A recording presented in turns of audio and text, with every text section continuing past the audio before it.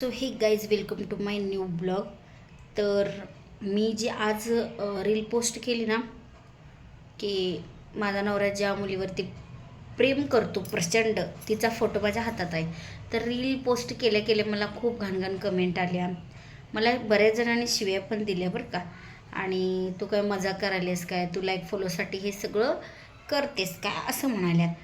तर मला त्या सगळ्यांना एकच सांगायचं आहे की मी जे पहिल्यापासून जे व्हिडिओ टाकते ना ते खरंच आहे. माझा नवरा खरंच एका मुलीवरती प्रेम करतो आणि माझ्यापेक्षा जास्त करतो, ही पण ती खरी गोष्ट आहे.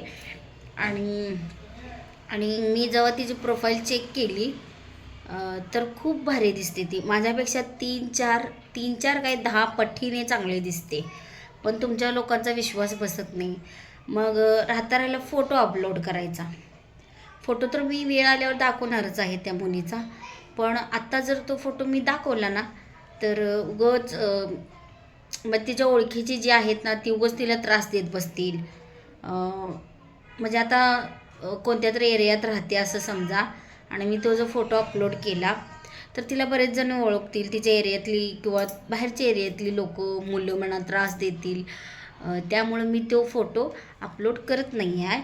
नाहीतर ही गोष्ट खरी आहे की माझा नवरा एका मुलीवरती प्रेम करतो. आणि आता दुसरी गोष्ट, तर बरेच जण म्हणतात की तुम्ही तुमच्याच आयुष्यावर व्हिडिओ बनवता का, की आणि दुसरं म्हणजे म्हणजे म्हणतात ना की उगाच लाईक फॉलोसाठी बनवता काय. तर तसं काही नाही आहे. माझ्या ज्या आसपास ज्या गोष्टी घडतात त्याच्यावरती मी व्हिडिओ बनवते.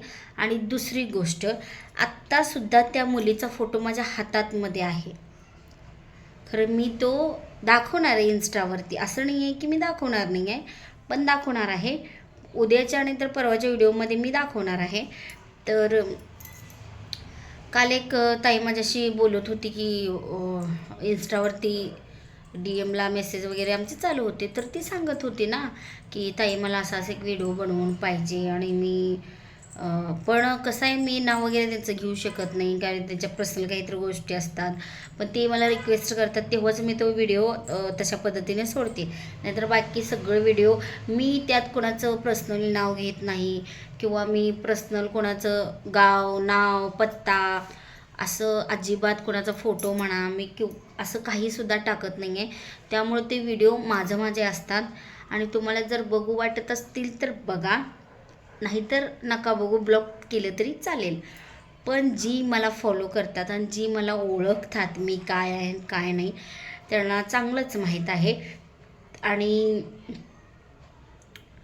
दुसरी गोष्ट की अनेक मला कमेंट आली की तुम्ही इतकं का रूडली सगळ्या पुरुषांवरती महिलांवरती बोलता. आता आहेत, मी सगळ्यांना बोलतच नाही आहे. मी जी मोजकी आहेत ना त्यांच्यासाठीच तो व्हिडिओ बनवते.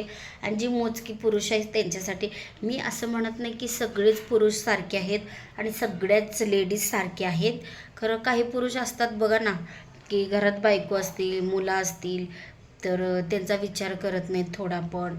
आणि बाहेर ठेवलेल्या बाईसाठी ती आपल्या बायकोला त्रास देतात. जसं की मारहाण करायचं, तिच्यासाठी फोनवर बोलण्यासाठी रात्रभर बाहेर राहायचं.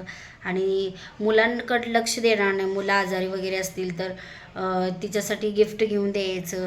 म्हणजे ह्यांना मुलाशी किंवा बायकोशी काही संबंध नसतो. आणि त्यातल्या त्यात ती आई वडीलसुद्धा त्या मुलाची साथ देतात की त्या बाईला 3-3 4-4 महिने घरात आणून ठेवायचं. आणि त्यात त्याचा आई वडीलसुद्धा साथ देतात. आणि ही गोष्ट खरी आहे बरं का, मी खोटं नाही सांगत.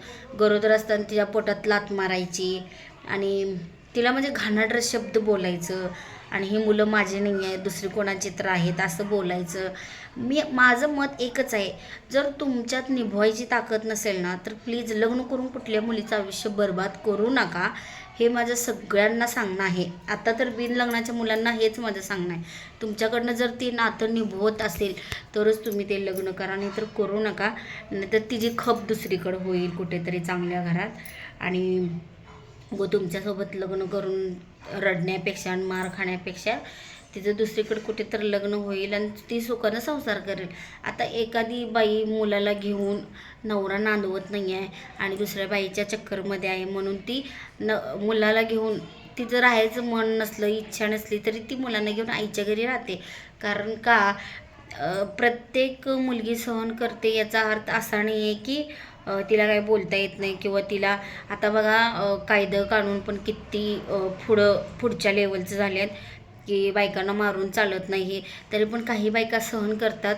याचा अर्थ असा नाही आहे की त्या कमजोर आहेत. कारण कुठेतरी आईवडिलांचं नाव बदनाम होणे, त्यांची मुलगी घरातच असते असं कोणी चार चौघं बोलू नये म्हणून त्या सगळं सहन करून नवऱ्याच्या घरात राहतात. तर काही पुरुष त्याच गोष्टीचा म्हणजे काय म्हणतात त्याच गोष्टीचा गैरफायदा घेतात काही पुरुष. त्यामुळं त्यांना मारायचं, त्यांना बोलायचं, मुलांची खोटी शपथ घ्यायची आणि असं करतात ना. मग मला त्या पुरुषांसाठी मला तो व्हिडिओ बनवायचा आहे.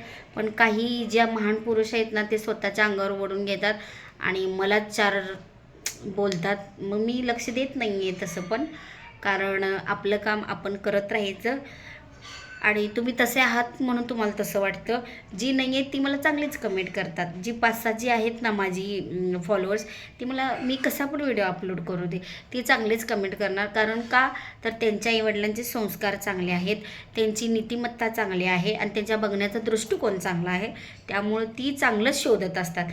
आणि तुमच्यासारखी भिकारचोट लोक किती पण चांगला व्हिडिओ अपलोड करा त्याच्यावर तुम्ही घाणच कमेंट करणार. घाण म्हणजे सगळ्यात घाण कमेंट करणार.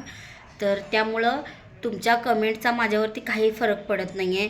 तुम्ही शिव्या द्या नाहीतर काहीही करा, आय डोंट केअर. आणि हा व्हिडिओ मी इथंच संपवते. ह्या व्हिडिओमधून तुम्ही काय घेता काय नाही हे आता तुमच्यावर अवलंबून आहे. नाहीतर हा पण व्हिडिओ अंगावरती वळून घेऊ नका. आणि आलाच आहात, व्हिडिओ बघितलाच आहे तर माझ्या चॅनेलला सबस्क्राईब करा आणि काय असेल ते कमेंटमध्ये सांगा. बाय.